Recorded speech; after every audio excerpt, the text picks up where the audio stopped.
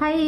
இன்னைக்கு ரொம்ப முக்கியமான விஷயம் உங்ககிட்டலாம் நான் ஷேர் பண்ண வந்திருக்கேன். எத்தனை பேருக்கு இந்த நட்சத்திரம் தெரியும்னு தெரியாது. அபிஜித் நட்சத்திரம் ரொம்ப விசேஷமான நட்சத்திரம் இது. இது வந்து 28வது நட்சத்திரம். இது கிருஷ்ணரால் அவரோட மயிலிறகுல மறைக்கப்பட்ட ஒரு நட்சத்திரம்.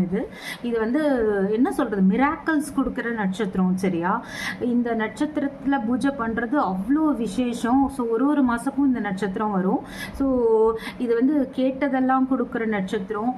நமக்கு பணம் பெருகும், பொருள் பெருகும், அண்ட் நீண்ட நாள் குறைகள் மனசில் இருக்குது, நீண்ட நாள் பிரச்சனை மனசில் இருக்குது.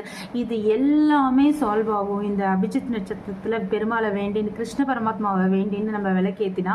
ஸோ இந்த வருஷம் வந்து இது எப்போ வருது அப்படின்னா, ரொம்ப நல்ல விஷயம். இந்த வாட்டி வந்து நியூ இயர் அன்னைக்கு இந்த அபிஜித் நட்சத்திரம் வருது.